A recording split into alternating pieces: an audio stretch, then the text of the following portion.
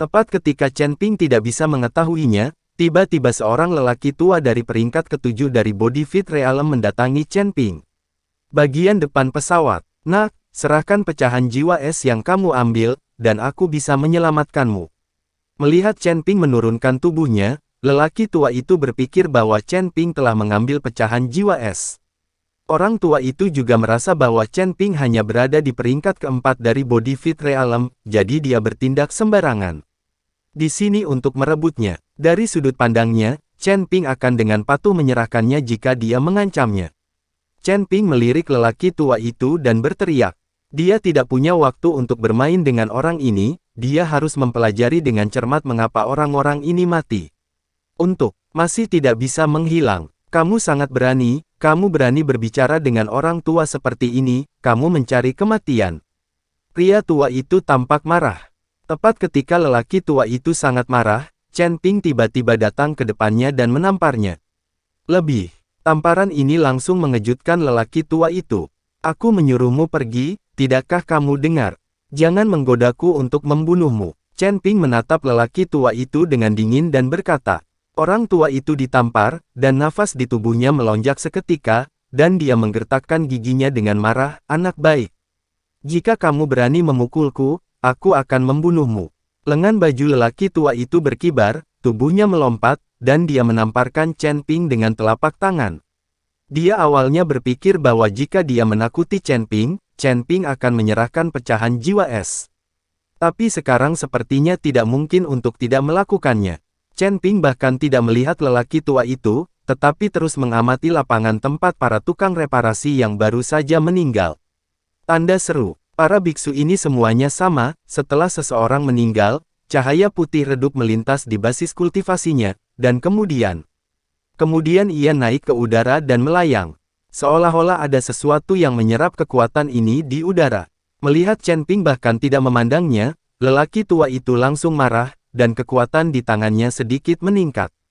Tetapi ketika lelaki tua itu tiba di depan Chen Ping, dia melihat sosok Chen Ping tiba-tiba menghilang. Kemudian muncul di belakangnya. Pria tua itu tiba-tiba menjadi pucat karena ketakutan, dan mau tidak mau ingin berbalik, tetapi kepalanya ditampar oleh Chen Ping. Dengan tamparan ini, kepala lelaki tua itu langsung meledak. Untungnya, semua orang berjuang untuk pecahan jiwa es, dan tidak ada yang memperhatikan bahwa Chen Ping telah bergabung menjadi satu. Seorang beku dari tingkat keempat dari alam, membunuh seorang beku dari tingkat ketujuh dari alam yang sehat dengan satu tamparan. Setelah lelaki tua itu meninggal, Chen Ping menatap dari dekat, dan kemudian melihat cahaya putih mulai memancar dari tubuh lelaki tua itu, dan kemudian cahaya putih perlahan melayang ke udara dan menghilang. Chen Ping dengan tergesa-gesa menyapu dengan indera ilahinya, tetapi indera ilahinya ada di udara, seolah-olah ada penghalang yang menghalanginya, tidak ada cara untuk menembusnya. Melihat ini, Chen Ping mengerutkan kening, menemukan bahwa tanah harta karun ini tampaknya memiliki semacam konspirasi. Sekarang harta karun itu belum terlihat, banyak biksu telah terbunuh atau terluka, perebutan perlahan akan berakhir, dan Gao Qisheng dan Lao Sun telah datang ke sisi Chen Ping. Sangat bagus di sini, sebenarnya ada banyak pecahan jiwa es, yang jauh lebih mudah daripada menemukan pecahan jiwa es di padang salju yang luas di ujung utara. Gao Qisheng memegang pecahan jiwa es yang telah dia ambil dan rebut, dengan ekspresi bangga di wajahnya. Chen Ping tidak terlalu tertarik dengan pecahan es Gao Qisheng, dia terus melihat ke udara, dan benar-benar tidak mengerti mengapa ada penghalang di udara. Tuan Chen, berapa banyak jiwa es yang telah kamu temukan? Ji Yun bertanya pada Chen Ping. Aku tidak mengambilnya. Chen Ping menggelengkan kepalanya. Melihat Chen Ping tidak mengambilnya, semua orang sedikit bingung dan tidak mengerti mengapa Chen Ping. Pecahan jiwa es telah hilang, dan banyak biksu terus berjalan melewati bumi yang hangus, berharap menemukan harta karun lainnya. Ada apa? Dan tidak ada jalan keluar untuk tempat ini, jika Anda terus maju, pada akhirnya Anda akan kembali ke titik awal. Seperti lingkaran, apakah kita akan terjebak di sini? Kata Gao Qisheng dengan wajah cemas. Anggota keluarga Feng Momeng dan Ning juga tampak sedikit panik, karena mereka juga menemukan bahwa apapun yang terjadi, mereka tidak dapat pergi dari sini. Tapi tidak ada harta sama sekali di sini, yang membuktikan bahwa harta itu masih ada di tempat lain. Saat ini, semua orang mendengar ciuman aneh. Segera setelah itu, di langit, 5 pusaran hitam pekat muncul samar-samar dari antara kecemerlangan warna-warni. Muncul. Pusaran semakin besar, dan akhirnya tetap di udara. Kelima pusaran ini persis sama, masing-masing mengungkapkan jejak keanehan, dan ada hantu di pusaran.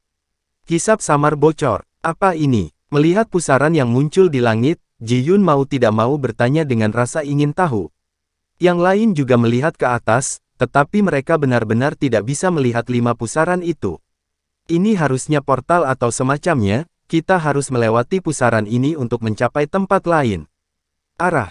Mungkin harta karun itu ada di tempat lain. Chen Ping menjelaskan. Lalu pusaran mana yang harus kita lewati? Kamerat Li Yun. Chen Ping dengan hati-hati melihat kelima pusaran, lalu menggelengkan kepalanya, karena dia tidak bisa melihat pusaran mana yang aman untuk dilewati. Beku lain juga memahami bahwa di antara 5 pusaran, hanya satu yang aman untuk dilewati. Tanda seru. Tapi yang mana? Tidak ada yang tahu. Tidak ada yang mau bertaruh dengan hidup mereka sendiri. Begitu saja, semua orang melihat kelima pusaran air dan saling berbisik, tetapi tidak ada yang bergerak.